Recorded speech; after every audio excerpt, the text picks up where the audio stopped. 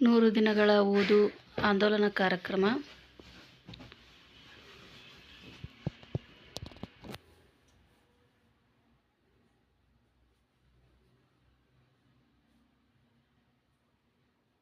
ಇಲ್ಲಿ ಗುಂಪು 1 ಮತ್ತು ಗುಂಪು 2ರ ಕುರಿತಾದಂಥ ಚಟುವಟಿಕೆಗಳನ್ನು ನಾವು ಮಾಡಿಸಿದ್ದೇವೆ.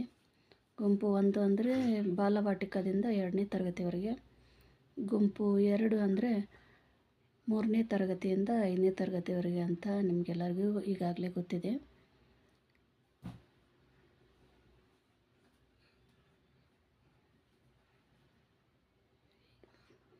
ಈಗ ಈ ಚಟುವಟಿಕೆಗಳು ಯಾವ್ಯಾವ ಬರ್ತವೆ ಅನ್ನೋದನ್ನು ನೋಡ್ತಾ ಹೋಗೋಣ ಒಂದೊಂದಾಗಿ.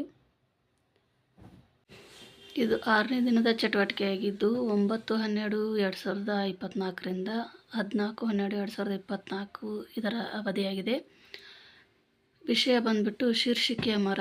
ಅಂದರೆ ನಾವು ಕಥೆಗಳನ್ನು ಹೇಳಬೇಕು ಮಕ್ಕಳಿಗೆ, ಹಾಗೂ ಮಕ್ಕಳಿಂದನೂ ಕೆಲವೊಂದಿಷ್ಟು ಕಥೆಗಳನ್ನು ಕೇಳೋದು, ಆ ಕಥೆಗಳಿಗೆ ಸರಿಯಾದ ಒಂದು ಶೀರ್ಷಿಕೆಯನ್ನು ಕೊಡುವುದು, ಇದು ಇದರ ಒಂದು ಥೀಮ್ ಆಗಿದೆ.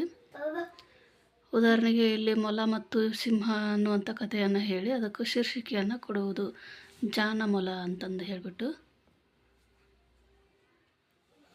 ಮುಂದೆ ಅದೇ ರೀತಿ ಕೆಲವೊಂದಿಷ್ಟು ಕಥೆಗಳನ್ನು ಹೇಳಿ ಅವುಗಳಿಗೆ ಶೀರ್ಷಿಕೆಗಳನ್ನು ಕೊಡಲಾಗಿದೆ. ಒಂದು ಮಾಡೆಲ್ಲಾಗಿ ಕತೆ ಸಿಂಹ ಮತ್ತು ಇಲಿ ಉಪಕಾರಕ್ಕೆ ಪ್ರತ್ಯುಪಕಾರ ಅನ್ನುವಂಥ ಥೀಮ್ನೊಂದಿಗೆ, ಶೀರ್ಷಿಕೆಯೊಂದಿಗೆ ಇಲ್ಲಿ ಒಂದು ಮಾಡೆಲನ್ನು ಹಚ್ಚಲಾಗಿದೆ.